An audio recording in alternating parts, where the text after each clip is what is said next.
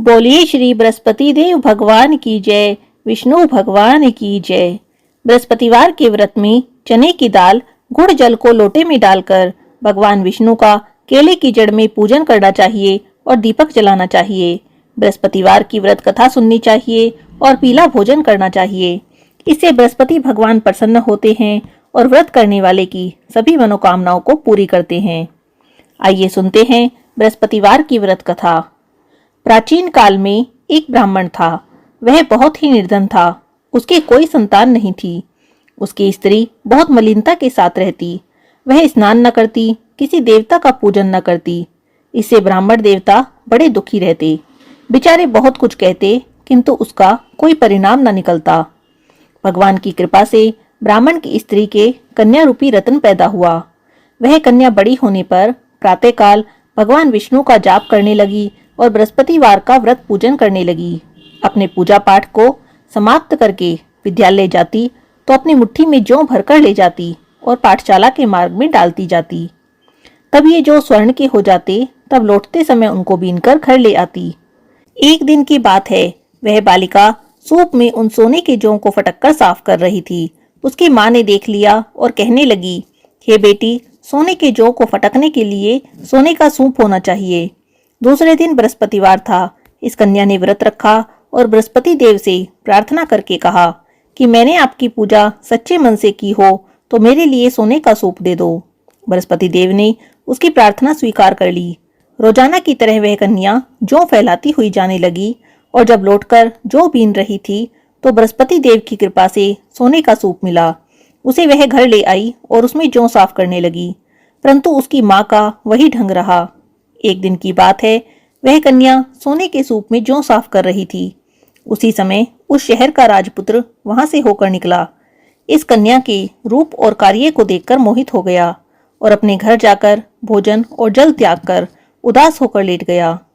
राजा को जब इस बात का पता लगा, तब अपने प्रधानमंत्री के साथ उसके पास गए और कहने लगे, हे बेटा, तुम्हें किस बात का कष्ट है? किसी ने अपमान किया है या और कोई कारण है? सो कहो, मैं वही कार्य करूंगा जिससे तुम्हें प्रसन्नता हो।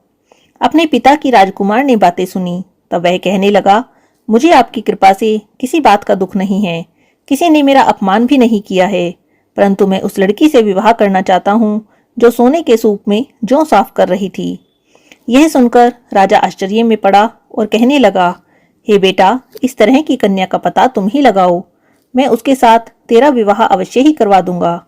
तब राजकुमार ने उस लड़की के घर का पता बताया और मंत्री उस लड़की के घर गए। ब्राह्मण देवता को सभी हाल कहा। ब्राह्मण देवता राजकुमार के साथ अपनी कन्या का विवाह करने के लिए तैयार हो गए और विधि विधान के साथ ब्राह्मण देव की कन्या का विवाह राजकुमार के साथ हो गया।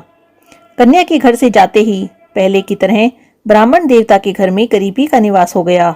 अब तो भोजन के लिए भी अन्न बड़ी मुश्किल से मिलता था। एक दिन दुखी होकर ब्राह्मण देवता अपनी पुत्री के पास गई। बेटी ने पिता की दुखी अवस्था को देखा तो अपनी माँ का हाल पूछा। तब ब्राह्मण ने सभी हाल कह दिया। कन्या ने बहुत सा धन देकर अपने पिता को विदा कर दिया। इस तरह ब्राह्मण का कुछ समय तो सुखपूर्वक व्यतीत हुआ, लेकिन कुछ दिन बाद फिर से वही हाल हो गया। ब्राह्मण फिर से अपनी कन्या के यहाँ गए और सारा हाल कहा। तब लड़की कहने लगी, हे पिताजी, आप माताजी को यहाँ लिवा लाओ और मैं उन्हें विधि बता दूंगी जिससे कि गरीबी दूर हो जाए। तब ब्राह्मण देवता अपनी स्त्री को साथ लेकर पहुंचे। तब बेटी अपनी माँ को समझाने लगी कि हे माँ, तुम प्रातःकाल स्नान आदि करके भगवान विष्णु का पूजन किया करो, तुम्हारे घर की सब दरिद्रता दूर हो जाएगी। परंतु उसकी माँ ने उसकी एक भी बात नहीं मानी और प्रातःकाल उठते ही अपनी पुत्री के बच्चों की जूठन को खा लिया। ऐसा देखकर उसकी पुत्री को बहुत गुस्सा आया और एक रात उसने कोठरी से सभी सामान निकाल दिया और अपनी माँ को उसमें बंद कर दिया। प्रातःकाल उसमें से निकाला और स्नान आदि करा के पाठ करवाया। तब उसकी माँ की बुद्धि ठीक हो गई और उसके बाद वह प्रत्येक बृहस्पतिवार का व्रत करने लगी।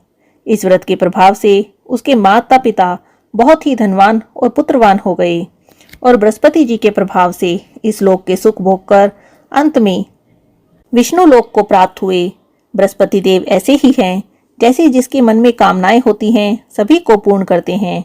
जो सद्भावना पूर्वक बृहस्पतिवार का व्रत करते हैं, कथा पढ़ते हैं, सुनते हैं अथवा दूसरों को सुनाते हैं, बृहस्पति देव उनकी सभी मनोकामनाओं को पूरी करते हैं।